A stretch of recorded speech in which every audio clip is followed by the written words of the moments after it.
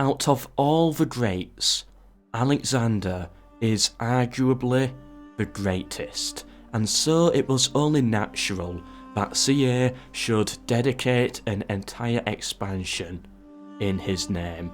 However, since then, CA has grown to a size where they can pump out a new title every year, and so dedicate full games towards these historical figures now. Napoleon taught to war and Attila taught to war. And so, to me, it seems an Alexander II taught to war is extremely likely. I was asking around online what people would want to see in such a title and put a lot of my own thoughts into it also. This is my analysis. First of all, come on. This cannot be a saga.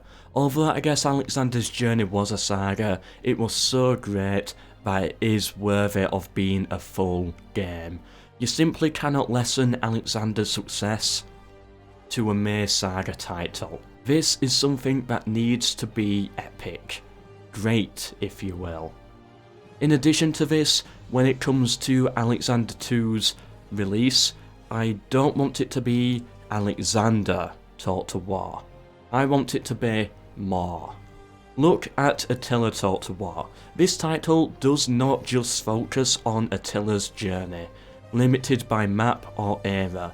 Attila taught to war features a full grand campaign map, areas Attila would never have faced. In addition, it also starts years before Attila is even born, and ends much after his death, allowing the player to develop their empire before the main event, defeat Attila and continue playing and expanding.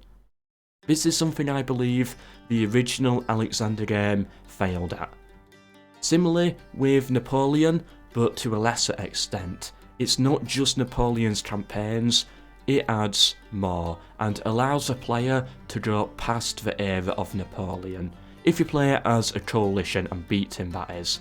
However, if we were to see a Napoleon II, this theme is one I would like to see expanded on a bit more.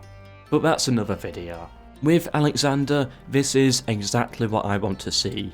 More than Alexander. Have the map expanded further west, even if it is just to the point where it involves Rome and Carthage. Maybe further south or north, maybe further east, but not so far east you can find the Eastern Ocean. Oh no. The player, no matter how good, must always suffer the same fate as Alexander, of never finding the end. But certainly, expanding the campaign into India would be great. This would open up so many more playable factions, Indian factions, early Rome, early Carthage, all playable and more. This is a must, I think.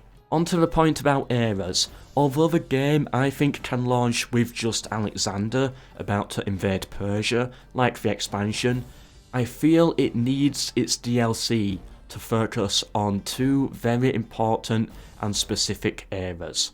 One, that happens before, where you can play as Philip II of Macedon and unite the Greeks, and who knows, maybe then survive and conquer Persia as Philip. And one after Alexander's death, where you can witness the empire get divided into the Diadochi.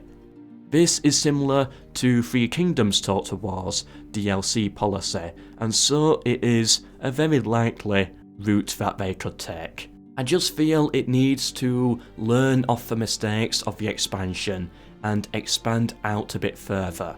The Alexander campaign is fun, but this game does risk being very repetitive and so needs a lot more variety and scope to try and overcome that. And this is what this video is mostly going to focus on, keeping it replayable, the expansion's greatest weakness.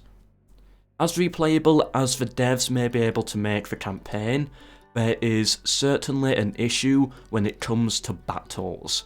Alexander's army in the expansion was not one that changed that much. Phalanx, archers, and cav, and the strategy would be almost always the same.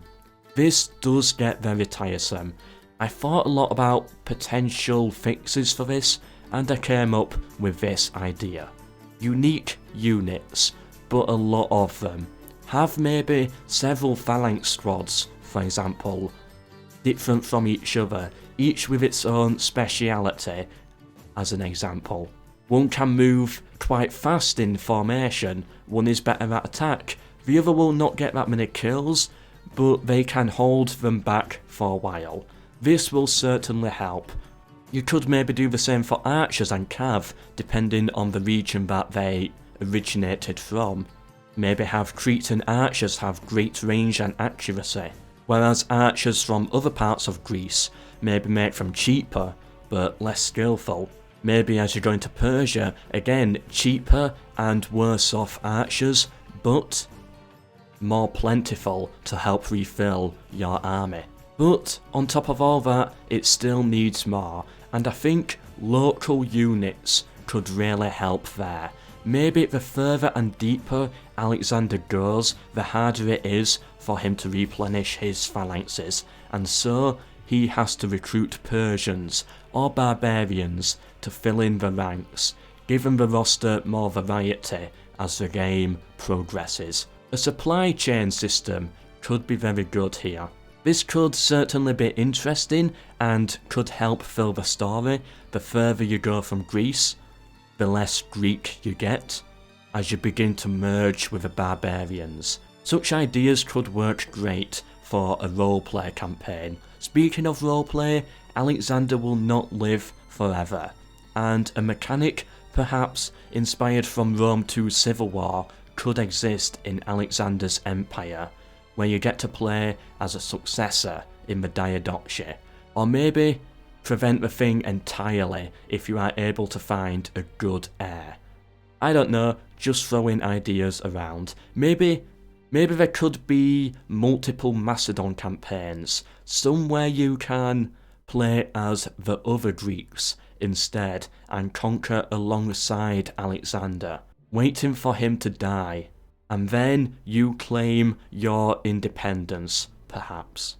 So you're more just an army of Alexander, following orders, completing missions, but secretly gaining power and support, waiting for the Diadochi. I think a similar system will be needed when the player decides to choose Persia. Maybe make Persia very unstable, like a Western Rome campaign. I don't know enough about Persia at the time, but a war weariness mechanic could be great, and states start to separate out of fear, until you eventually dissolve at the loss of Darius. Or maybe survive, who knows. Speaking of Persia, it needs to be tough.